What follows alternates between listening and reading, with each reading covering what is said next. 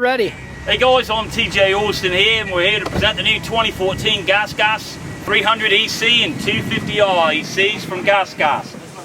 A lot of modifications go into this new machine for getting ready for the X Games here in Los Angeles, California.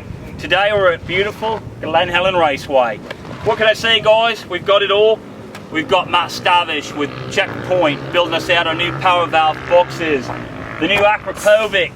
The guys did a great job in nearly carving out a brand new, never before seen exhaust system for the new 14s. Of course, we've got the great guys from Excel, Renthal. What can I say for the balls, the chains and the sprockets? These guys are doing everything they can for us.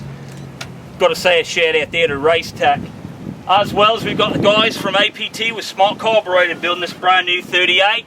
Motor Sony with the new V-Force 4, ready for the Gas to do action at X Games. Overall, the bike's performance, we're in day 3 of the testing and training here, and I've got to tell you something, thanks to the guys of coming out, they flew all out from Kansas with the APT Smart Carb.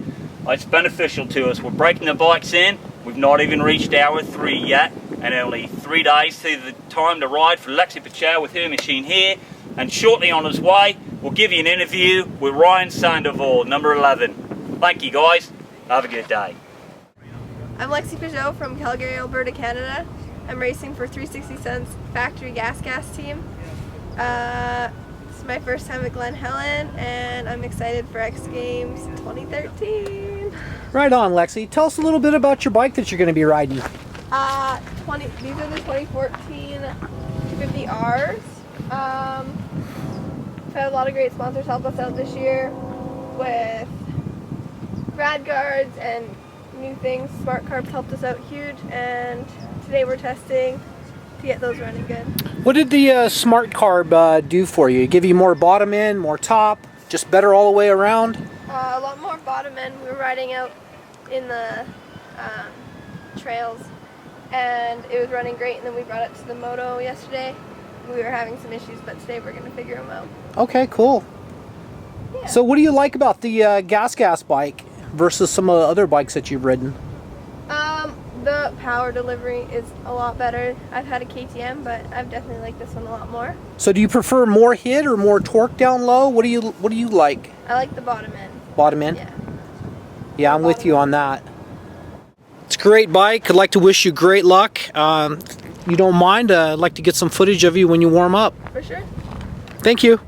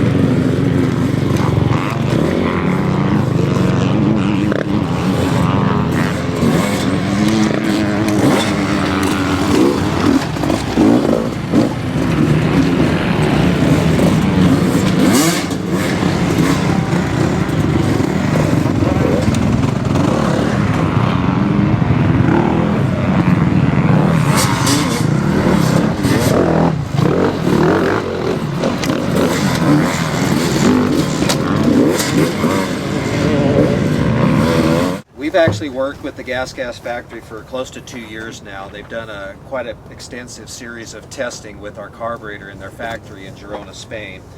This is our first cast version. Typically up to now we've been using the billet carburetors, machining them out of billet.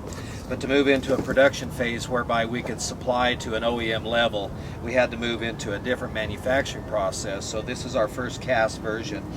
We put it on Lexi's bike yesterday, hoping to be able to dial it in for the races, and we had a few little issues, but we're going to try to solve them today. What's unique about the Smart Carb is that it's a single circuit fuel system. There's no jets, no intermediate circuits, just a single flat ground metering rod and a nozzle. It has a variable Venturi shape that keeps the signal really high to the metering rod so that you've got a very linear fuel delivery as well as feel for the bike. I think Lexi mentioned that they do make quite a bit more bottom end power, but the power is very linear, so they also make an increase in the top end performance as well.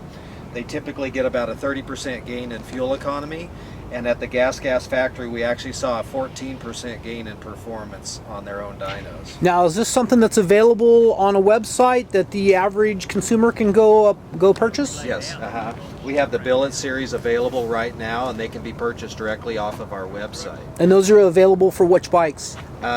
They're in a 36 through 40 millimeter size, 36, 38, and 40, and they'll fit anything from a 125 up to a 500 cc two-stroke. We do have a few running on the 450 four-strokes for the Christini bikes right now. Okay, very good. You want to give us your name real quick? Yeah, my name is Corey Dyess. I'm a co-founder of American Performance Technologies. And where can we find these carburetors at? Website? Yeah, these can be purchased off of our website, which is www.powerapt.com. And also, we are on about 26 forums right now on the internet. The largest one is the KTM Talk forum. It's very large. It's over 200 pages. There's been roughly 200,000 views and 2,600 posts. And so that's kind of been our mass media marketing kind of approach due to these forums. So there's a lot of buzz right now about the Smart Carb, and anybody that's really interested in following along can just simply get on those forums and review the feedback that we're getting out of the field now from racers and everything from hare scrambles to motocross to enduro racing. Now, how about the average tuner? I'm used to a needle jet, pilot, main jet, tuning in the bike for the different sequences of a carb. Can the average guy that's a mechanic get this, bolt this on, and be able to tune it for the different altitude levels? Yeah. A point that I should have mentioned is that the carburetor is altitude compensating, and how we've proven that is we've raced at Pikes Peak for the last 3 years with great success. We won a quad class last year. We had 6 independents riding 250 motards, and finished everywhere from 2nd place to 6th place in that class. And those bikes were all tuned at Kansas City at 800 feet. And the race at Pikes Peak is from 9,000 to 14,000 feet. We made no adjustments whatsoever. So the average guy can bolt the carburetor on. Typically they run right straight out of the box with our factory calibrations. There is a low speed adjustment, which is a knob right on top of the carburetor, and that moves the metering rod independent of the slide slightly to either enrich or lean the mixture at the low speeds. And then the flat ground metering rod takes care of the rest of the rate of opening. So this is probably the simplest to tune carburetor that's been available. How about for a guy that wants to run a little higher idle for extreme enduro or enduro cross? Is that all tunable also? Yeah, we have an idle set screw, and you can raise the idle to whatever your liking is. Okay. But typically, once they're installed, you can ride from sea level to 8,000 or 10,000 feet and not have to make any adjustments whatsoever. Outstanding. Sounds like a really neat product.